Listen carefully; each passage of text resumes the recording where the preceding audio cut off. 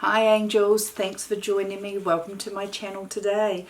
Today's video I have yet another eyeshadow tutorial, eyeshadow review of an eyeshadow palette that I received recently.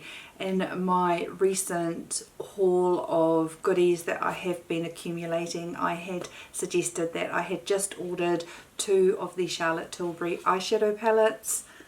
That was the Starry Eyes to Hypnotise 12 pan palette, which is a limited edition holiday, and the Instant Look in a palette, the latest version, which is the gorgeous Glowing Beauty palette, which is a face palette and eyeshadow palette, and I'll be doing that in my next video. In today's video we are going to concentrate on the Starry Eyes to Hypnotise palette. So this palette here is in keeping with her previous 12 pan limited edition palettes that she has launched previously. I think the packaging on this is just divine. So beautiful packaging, and as with her other palettes they come in sets of trios, and in each trio you have your prime, enhance and smoke shades in each of the 4 trios within the palette. Now I wasn't sure if I was going to get this palette when it was first released. I definitely did not want to buy into the hype of the 24-hour sale thing. I hate that sort of marketing of the whole FOMO thing. I couldn't be bothered with that.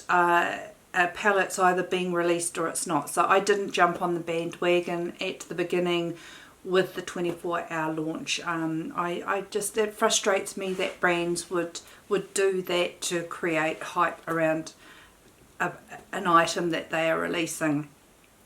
The other reason I sort of wasn't sure if I was going to get this palette is that I do have most of the Charlotte Tilbury eyeshadow palettes, and I've loved all of these 12 pan palettes. Okay, so this was the first one, Instant Eye palette, and I do really enjoy that palette, love it for every day. And I would say the first trio in the Starry Eyes palette is very similar to the tones that you can get in this first Instant Eye palette. Then the second trio in the palette is very reminiscent of the shades in the Stars in Your Eyes palette, so you've got more of the burgundy pinky tones in there. Then I think with the other 2 shades, the Dream Glow and the Seduce Glow, I thought that if I wanted green or blue from a Charlotte Tilbury palette, that I had those options in the Iconic palette, which is an absolute stunning palette. So really wasn't sure if I was going to get this. What did tempt me into getting this palette in the end was the eye looks that people were creating online using it. And something I do like about Charlotte Tilbury eyeshadows is that they are easy to use, they blend really well typically, and I just like the colour combinations. They're right up my alley, they're not too out there, and they're just easy everyday wearable sort of shadows. So in the end I did decide to get it, and this is the first time playing with it. I do like the look that I came out with. This retails for $75 US. It is limited edition. It is available from the Charlotte Tilbury website, Sephora.com, and now Beautylish. So I got mine from Beautylish because they ship to New Zealand and it just makes it easier, and I believe maybe Cult Beauty might have this in stock now too. The shadow palette is made in Italy, and has a shelf life printed on it of 18 months. Now I must admit I do keep my shadows longer than what is suggested on the palettes because I just find they're still usable, so I haven't had any issues.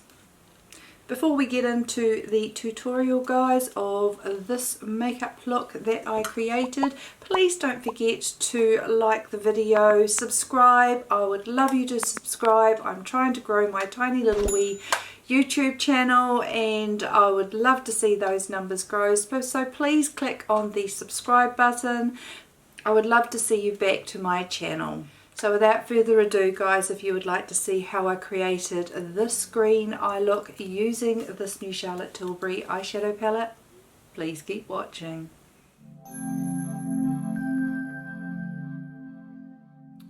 Okay, so we have this gorgeous palette, Starry Eyes to Hypnotise. Now, as I'm doing a lot of looks in these sorts of shades lately, I'm going to go for the greens, but I'm going to have to utilise some of the transition shades from these first two trios here, but I'm going to try and create a green look today using this green trio. So I'm going to take the last shade in the first trio for my transition shade, taking a Zoeva 228 brush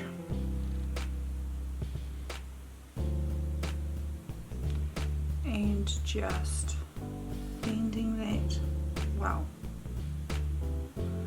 that's quite pigmented, so I'll have to do quite a bit of blending, and just taking that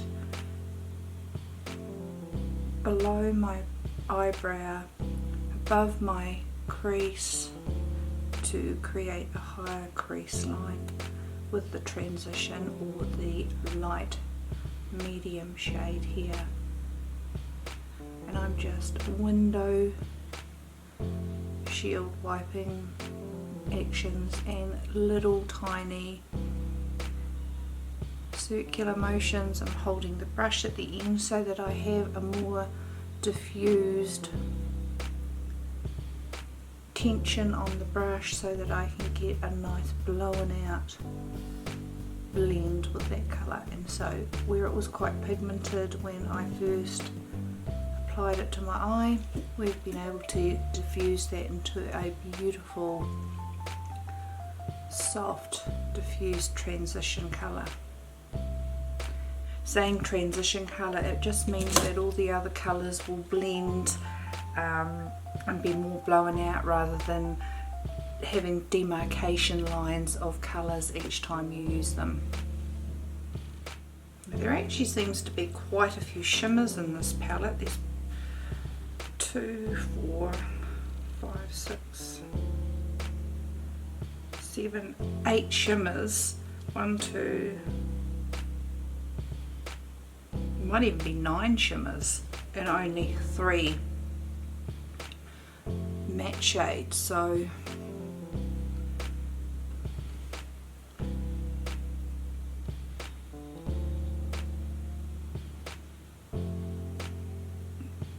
utilising all the shades may be the best option, but they are all beautiful. Okay, so I'm going to leave that brush because I think I'll come back to it to do blending, and I'm going to take the Sigma Blending E25 brush and I'm going to take this shimmery olive colour and just pop that in the outer corner of my eye, just tapping that in, trying to get around that eyelash extension, tapping that in the outer corner, just laying the colour down, and I am getting fallout there, but we'll brush that away. I really do need to get into the habit of doing my eyes before my makeup. It's probably the way to go. And then just blending that inwards.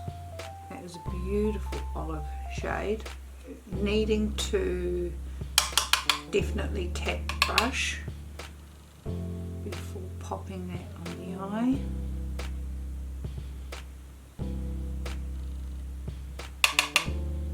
Because there is definite fallout.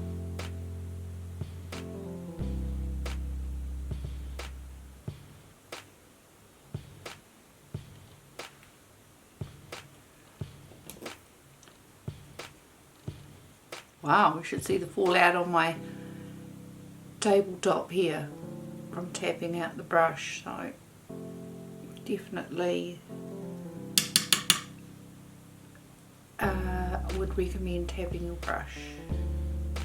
I'm going to take that colour and just blend it slightly halfway in the crease.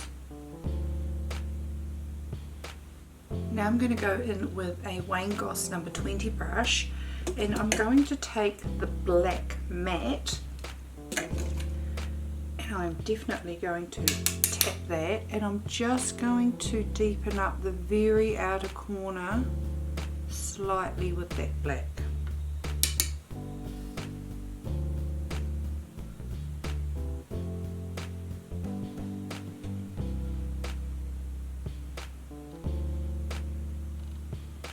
Nothing too precise, just adding some depth there.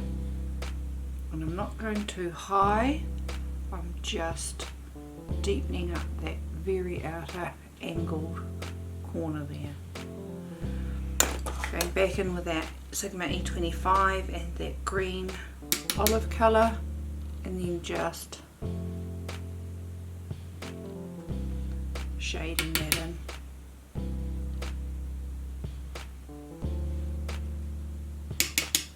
Do have to say there is a lot of fallout from the screen. Definitely needed to lay some powder under my eyes, but I'm really conscious about doing that because then it makes my eyes look crepey when I take it away. I'm going to go in with the middle shade here, which is like a silvery green, and I'm going to take the Sigma large shader brush E60, and I'm going to pop that in the inner. It actually does come onto the eye more green than it looks in the palette, which is very nice. And I'm just adding that to the inner eyelid.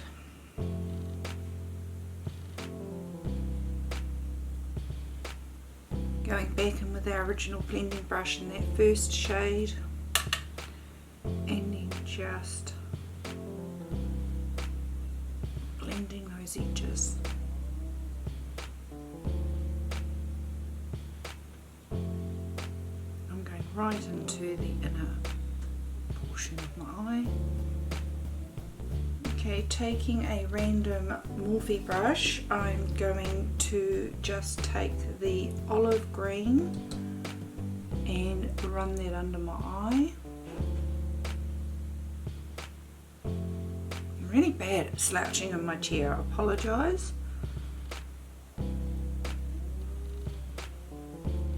And the fallout is quite bad. I'm going to have to try and fix that up with my sponge that I used earlier.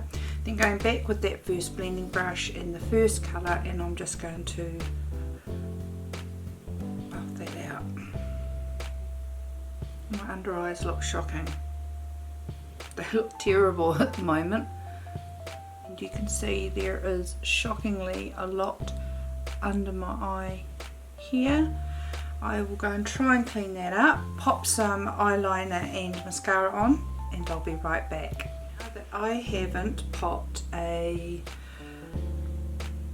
highlight shade on my eyes, I'm going to take the highlight shade of the olive of the green trio and just add that in my inner corner. Wow, that's pretty.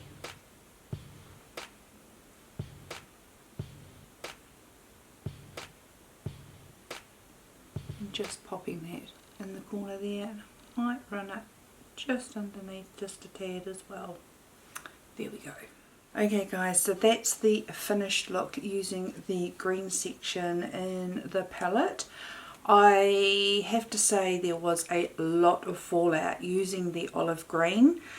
I now feel very aged under my eyes, so I think when I use this palette I definitely might need to look at applying the eyeshadows before I do my foundation. I don't like baking under my eyes with powder because it just makes me look 10 years older than I like to look. So that's why I don't bake, but it is a habit I have of doing my foundation first. So when I'm using this palette, I think I may really need to concentrate on doing the eyes prior to my foundation. I don't often wear green eyeshadow, but I think that this is a really pretty look, and hopefully I can play with it a little bit more and appreciate it a little bit more if I was to do my eyeshadow prior to foundation. If you would like to see me do any other looks using this palette at all, please let me know in the comments below. I'm happy to do some more. I've just wanting to play with all the palettes that I have just accumulated really quickly lately. So if you would like to see more looks, please let me know. I'm happy to do that. If you enjoyed this video, please give it a thumbs up. I would truly appreciate it. Please don't forget to subscribe, hit the notification bell. That would really help my channel. I'm slowly climbing up the numbers, and I would love to hit the 1,000 subscriber count. So if you could hit the subscribe button for me, I would truly appreciate it. I hope you've all had a beautiful and a wonderful day, guys, and I look forward to seeing you next time. See you later. Bye.